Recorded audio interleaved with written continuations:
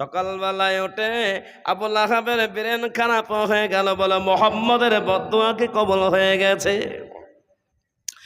মুহাম্মদের বদদুয়া কি কবুল হয়ে গেল? বলে আমাদের মাঝখানে কারো কেউ ক্ষতি করলো না, আমাদের মাঝখান থেকে ওতাইবাকে কে বা উঠিয়ে নিয়ে গেল। তাদের ভেতরে সঙ্গে সাথে একজন বলল, বলে ফোঁটা ফোঁটা রক্ত যেদিকে যাবে সেই জায়গায় তোমার সন্তানকে পাবে। ঠিক সেই জায়গায় গিয়ে পৌঁছানো হলো।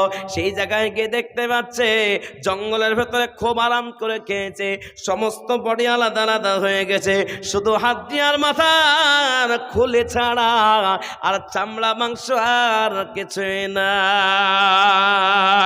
আবু লাহাব চিন্তা করলো, আমার স্ত্রী বিশ্বাস করবে না, আমার স্ত্রী বিশ্বাস করানোর জন্য একটা বস্তা নিয়ে আসলো। ওই বস্তার ভেতরে একবারে হাড্ডিগুলো মাথার খুলিটাকে বস্তার ভেতরে ঢুকে বাড়িতে কানতে কানতে পৌঁছে গেল।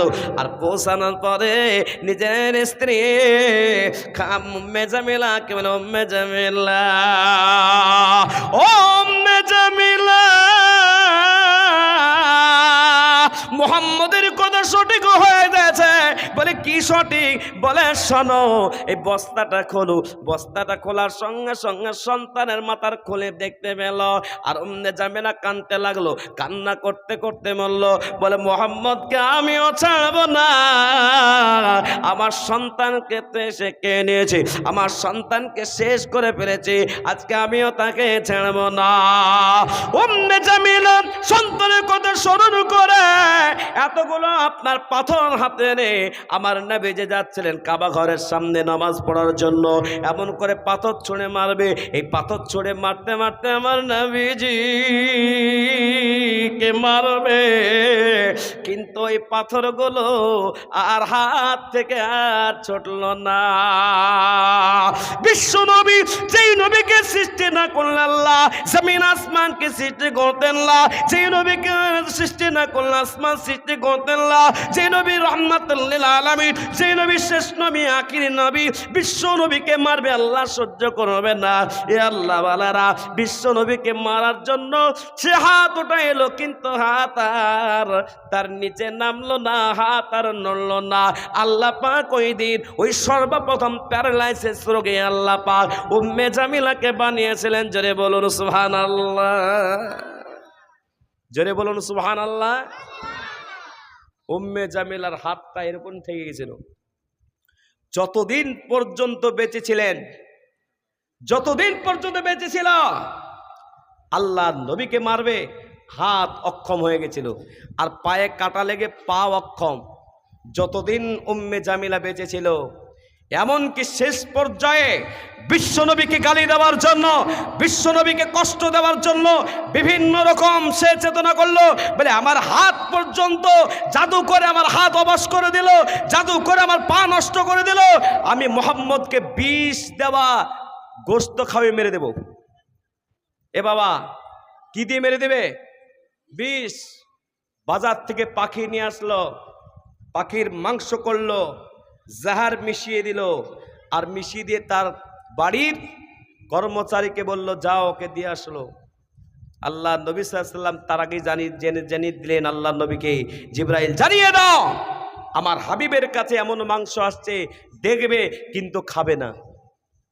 আল্লাহ ওয়ালা বিশ্ব নবী সাল্লাল্লাহু আলাইহি ওয়াসাল্লামের কাছে মাংস নিয়ে আসা হলো। নবীজি ঢাকনটা খুললেন, আল্লাহ নবী নাকে শুনলেন। আল্লাহ নবী বললেন, এই মাংসটা কোনো মানুষের খাবার মাংস নয়, এই মাংসটা কোনো মানুষ খেতে পাবে না, কোনো জন্তু জানোয়ার খাবে না, কারণ জন্তু জানোয়ার যদি খায় তো মারা যাবে। কথাটা বুঝলেন না? বুঝলেন না? জন্তু জানোয়ার খায় যদি মারা যাবে। আল্লাহ নবী শুধু বললেন, যে গোশত পাঠিয়েছে তাকে দেবে, এ টেস্টওয়ালা গোশত সে যেন খায়। এ আল্লাহ বলা বিশ্ব নবী পাঠিয়ে দিলেন। আল্লাহ নবী সাল্লাল্লাহু আলাইহি ওয়াসাল্লামের কাছ থেকে যে গোশত যখন ফিরে গেল, ওই গোশতটা ওই উম্মে জামিলা ঘরের ভিতরে রাখলো। কিছু বাচ্চা আছে বাড়ি, তারা ঘরে ঢুকবে আর একটা করে মাংস খায়, খায় না? খায় না? টেস্ট হলে এবার যে একটা খায়, কলই থেকে তুলে একটা খাচ্ছে, মা জানতে পারে না কখন কখন ঠিক শেষ হয়ে গেছে। উম্মে জামিলার বাড়িতে একটা ছোট্ট বাচ্চা ছিল, ওই বাচ্চাটা ওই মাংসটা তুলে খেলো, বাচ্চাটা সাথে সাথে মারা গেল। এ আল্লাহওয়ালা, যখনই নবীজির উপর আক্রমণ হয়েছে উম্মে জামিলার কষ্ট হয়েছে। শেষ পরিণতি এই উম্মে জামিলার হয়েছিল শরীরে পোকা হয়ে পুরো শরীর পচে গিয়ে এমন অবস্থাতে তার মৃত্যু হয়েছিল। কেন? নবীজি সাল্লাল্লাহু আলাইহি সাল্লামের কষ্ট দেওয়ার কথা ভাবতো, নবীকে কষ্ট দেওয়ার চিন্তা ভাবনা করত, যার কারণে গোটা পৃথিবী সাক্ষ্য যে আল্লাহ সুবহানাহু তাআলা উম্মে জামিলা আবু লাহাবের স্ত্রীকে আল্লাহ পাক বড় কষ্টই ফেলেছিলেন। সেই জন্য যারা জীবনের বিরোধিতা করবে, যারা নবীজির বিরোধিতা করবে, নবীজি সাল্লাল্লাহু আলাইহি সাল্লামকে যারা কষ্ট দিয়ে কথা বলবে, দুনিয়াতে আল্লাহ সুবহানাহু তাআলা আজ হোক কাল হোক, দুদিন পর, 2 মাস পর হোক, 10 মাস পর হোক, আল্লাহ তাদের ইজ্জত সম্মানকে কেড়ে নেয়। তাদের মৃত্যুর সময় অবস্থা খারাপ হয়। যেমন নূপুর শর্মা এখন বেরোতে পারে না, যেমন তাসলিমা নাসরিন নিজে বেরোতে পারে না, তাদের সম্মান বরবাদ হয়েছে। এইভাবে করে যারাই নবীর নামে কটূক্তি করেছে, নবীকে কষ্ট দিয়ে কথা বলেছে, দুনিয়াতে আমাদের চোখের সামনে ভাসছে, নামগুলো আছে, কিন্তু তাদের নাম শুনলে মানুষ ছি করে, আর তারা মানুষ সমাজের কাছে হেয় প্রতিপন্ন হয়েছে। কিন্তু যারা কোরআনের পাশে ছিল, যারা নবীর সঙ্গে ছিল, যারা নবীকে মানেনি, ঠিক আছে, নবীর বিরুদ্ধে কোনো কথা বলে নাই, তারা ঠিক আছে, কিন্তু নবীর বিরুদ্ধে যারা কথা বলবে তাদেরকে আল্লাহ পাক দুনিয়াতে অসম্মান করবে, দুনিয়াতে আল্লাহ শাস্তি দেবে, আখেরাতেও শাস্তির দিন পড়েই থাকবে। এ আল্লাহওয়ালা, এই জন্যে আমরা প্রত্যেকে নবীর মহব্বত করবো। জোরে বলুন ইনশাআল্লাহ। আল্লাহ আমাদের সকলের ইনশাআল্লাহ বলাকে কবুল করুক। জোরে বলুন আমিন। সারা জাহানের বাদশাহ এলেম দুনিয়ায়, অন্ধকার ঘুচিয়ে দিলেন সারা দুনিয়ায়। সারা জাহানের বাদশাহ এলেম দুনিয়ায়, অন্ধকার ঘুচিয়ে দিলেন সারা দুনিয়ায়। তুমি যে খোদার প্রিয় বান্দা, তুমি যে খোদার প্রিয় বান্দা, রোজা পাকে আছে জিন্দা। যারা বলো সুবহানাল্লাহ। সারা জাহানের বাদশাহ হয়ে এলেম দুনিয়ায়, অন্ধকার ঘুচিয়ে দিলেন সারা দুনিয়ায়। আল্লাহওয়ালা বিশ্বনবী মুহাম্মদ রাসূলুল্লাহ সাল্লাল্লাহু আলাইহি ওয়াসাল্লামকে মানার জন্য সাহাবাদের ভেতরে হযরতে বেলাল, হযরতে বেলালের মতন সাহাবারা এইভাবে করে নবীজির সাহাবা হওয়ার জন্য খাব্বাব বিন লারত পর্যন্ত বিশ্বনবীর কাছে এসে কালেমা পড়ে নিল। আল্লাহওয়ালা হযরতে বেলাল রাদিয়াল্লাহু তাআলা আনহু কালেমা পড়ার কারণে তার মালিক বড় কষ্ট দিয়েছিল। ওই মক্কার অলিতে গলিতে হযরতে বেলালকে ঘোরানো হয়েছিল, পিঠের চামড়াগুলো খসে খসে পিঠের চামড়াগুলো উঠে উঠে মক্কার অলিতে গলিতে রক্তান্তিত হয়েছিল। কিন্তু বেলাল কালেমা ছাড়ে নাই, কালেমাকে ছাড়তে চায় নাই। হযরতে বেলাল যখন মাঝে মাঝে বেহুশ হয়ে যাচ্ছিল, কাফের বেঈমানরা বলল, ও বেলাল, তুমি যদি কালেমাকে ছেড়ে দাও তোমাকে বাঁচিয়ে দেওয়া হবে। কিন্তু বেলাল বলেছিল, যতক্ষণ পর্যন্ত আমার শরীরে সামান্য রক্ত থাকবে আমি এই কালেমা ছাড়ব না। গরম পানিতে ঘুমিয়ে দাও, গরম পানিতে শুয়ে দেওয়া হলো। বেলালের বুকে বুকের উপরে, বেলালের বুকের উপরে পাথর চাপিয়ে দেওয়া হলো। কাফের বেঈমানরা উটের সাথে গলা বেঁধে দিল, উটকে চালিয়ে নিয়ে গেল ওই আপনার গরম বারুতে। এ আল্লাহ ওয়ালা বেলালের সুমান দিয়ে হাদুন হাদুন শব্দ বের হয়েছিল, কিন্তু কালেমা ছাড়ে না। জোরে বলুন সুবহানাল্লাহ। এ আল্লাহ ওয়ালা তাদের ছিল ঈমান। খাব্বাব বিন লারুত, ওর ঘটনাটাও হালকা করে বলবো। খাব্বাব বিন লারুতকেও ওই আগুনে ফেলে দেওয়া হয়েছে। আগুনে ফেলে দেওয়ার আগে আগুনের কুণ্ডি বানানো হলো। এবে খাব্বাব বিন লারুত, এই যে আগুনটা দেখতে পাচ্ছ, এই আগুনের ভিতরে তোমাকে ফেলে দেওয়া হবে তুমি যদি কালেমাকে না ছাড়ো। খাব্বাব বিন লারুত বলেছিল, আল্লাহ পাক যদি ইব্রাহিম নবীকে বিশাল বড় আগুন থেকে বাঁচাতে পারে, আমি আল্লাহকে মারি, নবীকে মানার কারণে যদি আগুনে জ্বলতে হয় আগুনে জ্বলে যাব, কিন্তু কালেমা ছাড়বো না। কাফের বেঈমানরা খাব্বাব বিন লারুতকে আগুনে ফেলে দিয়েছিল, পিছনে চামড়া পড়েছিল, কিন্তু আগুন অটোমেটিক নেভে গিয়ে ওই খাব্বাব বিন লারুতকে বাঁচিয়ে দিয়েছিল। ঠিক তেমনি ভাবে হযরতে সুমাইয়া রাদিয়াল্লাহু তাআলা আনহার ঘটনা আপনারা শুনেছিলেন। খাব্বাব বিন লারুতের থেকেও অনেক কষ্ট দিয়ে তাকে আপনার মারা হয়েছিল।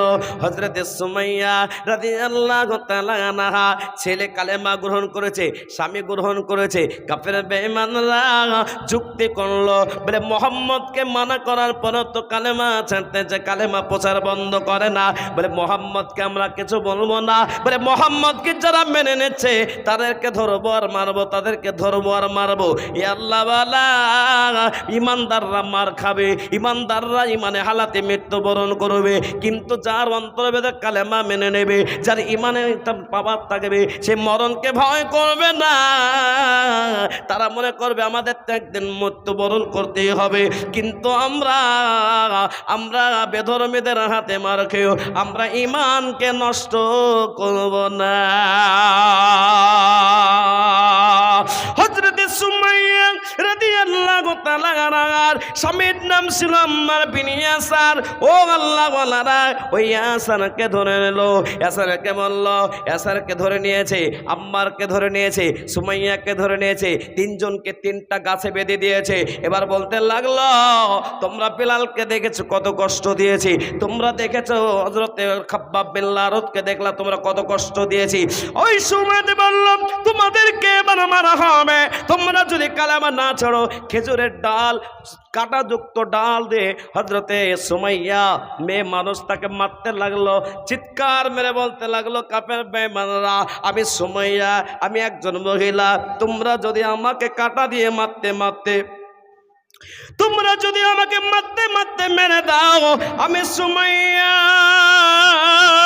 আমি কালেমা ছাড়বো না। তার সন্তান আম্মারকে বলা হলো, আম্মা তোমাকে মেনে দেওয়া হবে।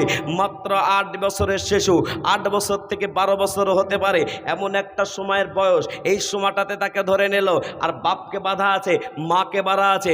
মা বাপ সব সহ্য করতে পারে, কিন্তু মায়ের সামনে, বাপের সামনে একটা সন্তানকে মারবে একটা মা হিসাবে মেনে নিতে পারে না। ওই মা 10 মাস 10 দিন পেটে ধারণ করেছে, ওই মা বড় কষ্ট করে তাকে লালন পালন করেছে। যেই মা জানে একটা সন্তানকে পেটে ধারণ করতে, মা একটা সন্তানকে জন্ম দিতে কত বড় কষ্ট হয়, ওই মা জানে। মা সব কিছু করতে পারে, কিন্তু সন্তানের কষ্ট সহ্য করতে পারে না। আম্মারকে যখন ধরলো, আম্মারকে ধরে সর্বপ্রথম তার পা বেঁধে দিল, হাত বেঁধে দিল। ওই সময়তে আম্মাজানকে ডেকে বলে, আম্মাজান, কাফের বেঈমানদের কাছে মাথা নত করব না। যে ঈমান এনেছি নবীজির কাছে, এই ঈমানটা আমাদের জান্নাত দেবে। আল্লাহ চাইলে আমাদের বাঁচাবে, আর আল্লাহ যদি এই অবস্থায় মৃত্যু দেয়, মৃত্যু দেবে কিয়ামতের ময়দানে, হাসরের ময়দানে। এ আম্মাজান চিন্তা করবেন না, চোখের পানি কেন দেখতে পাচ্ছি, চোখের পানি ফেলতে হবে না। আল্লাহ পাক আমাদের যদি এইভাবে শহীদের, আল্লাহ পাক আমাদের শহীদের ব্যবস্থা করে কিয়ামতের ময়দানে, হাসরের ময়দানে আল্লাহ পাক রব্বুল আলামিন ডাইরেক্ট জান্নাত দেবে। জোরে বলুন সুবহানাল্লাহ, নারে তাকবীর। ছোট্ট বাচ্চা ছেলে, একটা গাছে বাঁধা আছে বাবাকে, একটা গাছে বাঁধা আছে মাকে, মাঝখানে ছেলেকে বেদম মারতেছে। টুকটুকে সন্তান, কি সুন্দর তার চেহারা। জি, এই অবস্থাতে তাকে বলা হচ্ছে, এই তোমার মা কাঁদছে, তোমার বাবা কাঁদছে, তোমাকে সামনে মারা হচ্ছে, তুমি কালেমা ছাড়বে না? বাচ্চা ছেলে বলেছিল, আমি মা বাপকে সাক্ষ্য রেখে বলছি, মা আব্বা দুজনাই শোনো, আজকে যেই পথে ঈমান দিচ্ছি, যেই পথে আজকে জীবনটা দিচ্ছি, এটা হলো আল্লাহর রাস্তায় জীবন দিচ্ছি। এই রাস্তায় জীবন দিলে আল্লাহ পাকের বেহেশত পাওয়া যাবে। জোরে বলুন সুবহানাল্লাহ। তাদের মায়া হলো না, দয়া হলো না। তাদের মায়া হলো না, দয়া হলো না। তাদের মায়া হলো না, দয়া হলো না। তাদের ভিতরে মায়া হলো না, তাদের দয়া হলো না। হযরতে আম্মারকে ছোট্ট বাচ্চা ছেলেকে গরম রড গরম করে নিয়ে আসলো, আর গরম রড গরম করে নিয়ে এসে বাচ্চা ছেলের আপনার সর্বপ্রথম এই ডান হাতের ডান হাতের চামড়াতে সেঁক দেওয়া হলো। গরম পানি যখন আপনার গায়েতে পড়ে কত ব্যথা লাগে, গরম রড বা গরম জিনিস বা কত বা ব্যথা লাগে। কামার বাড়ি দেখবেন যখন লোহাটা গরম করে লাল হয়ে যায়, ওটা কত গরম থাকে। লোহা পর্যন্ত লোহাকে শার্ট করার মতো কামার বাড়ি দেখবেন কেমন করে চাকি বানায়, কেমন করে আপনার হাসুয়া বানায়। হে আল্লাহ আল্লাহ, ওই গরম রড গরম করে নিয়ে আসার পরে এমন করে হযরতে আম্মারের শরীরে যখন লাগিয়ে দেওয়া হলো, বাচ্চা ছেলে ওহ শব্দ না করে আল্লাহ শব্দটা যখন করলো, এই ডান দিককার চামড়াটা পুড়ে পড়ে পুড়ে পড়ে এমন করে তো আপনার এখানকার মাংসটা উঠে গেল। এরপরে হাঁটুর চামড়াতে দেওয়া হলো। আহ বলল না, আল্লাহ তুমি দেখতেছো কার পথে জীবনটা দিচ্ছি। আল্লাহ এ আগুন তো খুব কমজোর। আল্লাহ তোমার নবী বলেছে জাহান্নামের আগুনটাই দুনিয়ার আগুনের থেকে 70 গুণ তাপ বেড়ে যাবে। আমি যদি দুনিয়ার আগুনকে সহ্য না করতে পারি, আখিরাতের আগুন সহ্য কেমন করব আল্লাহ। এ আল্লাহ আজকে তো আমার কষ্ট যতই হোক না কেন, আল্লাহ যদি তারা আমাকে মারতে মারতে, আমার মা কাঁদতেছে, আমার বাবা কাঁদতেছে, আমার বাবা মার সামনে তারা আমার গায়েতে সেঁক দিচ্ছে, আমার গায়েতে সেঁক দিচ্ছে। আয় আল্লাহ আমার সুবহানটা দিয়ে শেষ কালেমাটা যেন পড়তে পারি, আল্লাহ সেই তৌফিক তুমি আমাকে দিও। হযরতে আম্মারের শরীরে আপনার সেঁক দিয়ে চতুর্দিকে আপনার রক্ত মাংস এমন করে ছাই ছাই হয়ে পড়ে যাচ্ছে, যেমন মোমবাতি যেমন গলে যায়, হযরতে আম্মারের শরীরের চামড়াটা গলে গলে পড়তে লেগেছে। আল্লাহ ওয়ালা হযরতে আম্মার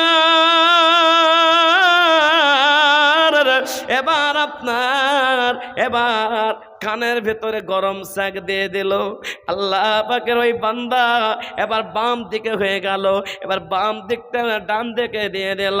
এবার এমন করে গোপন অঙ্গে গরম রড গরম দিয়ে দিল। এমন করে চিড়িবিড় করতে করতে হযরতে আম্মার কালেমা লা ইলাহা ইল্লাল্লাহু মুহাম্মাদুর রাসূলুল্লাহ বলে সেখানে ইন্তেকাল করলো। ইন্না লিল্লাহি ওয়া ইন্না ইলাইহি রাজিউন। এবার ওই লাশটাকে টানতে টানতে টানতে টানতে এবার ওই জায়গায় গিয়ে রেখে দিল। এবার স্বামীর সামনে স্ত্রীকে আমার স্বামীর সামনে এনে আসা হলো। স্ত্রীর নাম সুমাইয়া। কি নাম বললাম? জোরে বলো সুমাইয়া। ইসলামের প্রথম সুহাদা, মহিলাদের ভেতরে মায়েরা, মহিলাদের ভেতরে সর্বপ্রথম যিনি ইমানের জন্য নিজের জীবনটাকে দিয়েছিলেন, ওই মহিলাটার নাম হলো সুমাইয়া। ওই সুমাইয়াকে বানলে সরব, সুমাইয়াকে বলল সুমাইয়া তোমার সন্তানকে কেমন কষ্ট দিয়ে পিটিয়ে পিটিয়ে গরম রড গরম করে দিয়ে, এমন করে লজ্জা স্থানে দিয়ে, এমন করে মারা হলো, তোমাকেও তার থেকে কষ্ট দিয়ে মারা হবে। ও সুমাইয়া, তোমার স্বামী দাঁড়িয়ে আছে, তুমি যদি এখন কালেমাকে ত্যাগ করো, তুমি যদি মুহাম্মদের কালেমাকে ত্যাগ করে দাও, তোমাকে বাঁচিয়ে রাখা হবে। কিন্তু আল্লাহওয়ালা যাদের জাল্লা পরিমাণ ঈমান থাকবে, ওই বেঈমানদের কাছে কখনো মাথা নত করবে না। হযরত সুমাইয়া বলতে লাগলেন, যে সন্তানকে আমি 10 মাস 10 দিন পেটে ধারণ করেছি, যে সন্তানকে আমি জন্ম দিয়েছিলাম, যে সন্তানকে আমি আস্তে আস্তে আস্তে আস্তে আস্তে আমি 2.5 বছর 3 বছর নিজের স্তনের দুগ্ধ পান করেছিলাম, ওই সন্তান যদি আমার সামনে যে জীবন দিয়ে দিতে পারে, ইমানকে মজবুত করতে পারে, আমি তার মা, জন্ম দুঃখিনী মা, আমি তার সামনে আমি আমার সামনে যদি জীবন দিতে পারে, আমি মা, আমার সন্তান যে পথে জীবন দিয়েছে, তোমরা মারতে মারতে, তোমরা কষ্ট দিতে দিতে, আমার স্বামীর সামনেতে মারতে মারতে তোমরা যদি আমাকে শেষ করে দাও, এই কাফের বেঈমানেরা, আল্লাহ পাকের কসম করে বলে আমার ঈমানটাকে কাটতে পারবে না, তোমরা আমার জীবনটাকে মেরে দিতে পারো। আল্লাহর কাছে এটাই বলবে, আল্লাহ, আল্লাহ পাকের পথে তো আমি জীবনটা দিতে পারলাম। জোরে বলুন সুবহানাল্লাহ, আল্লাহু আকবার।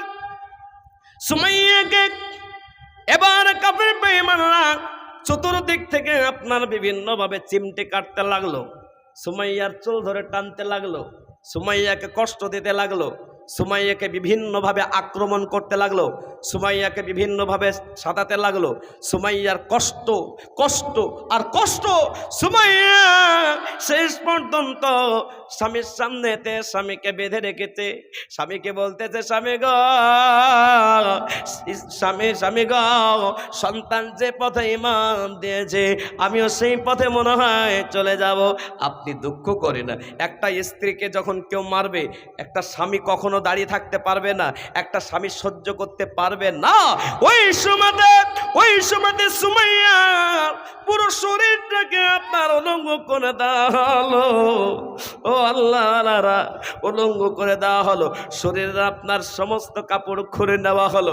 ওই সুমাইয়াকে জমিনে শুয়ে দেওয়া হলো। সুমাইয়ার হাতে পায়েতে ওই গরম রড আবার গরম করে দিতে থাকলো।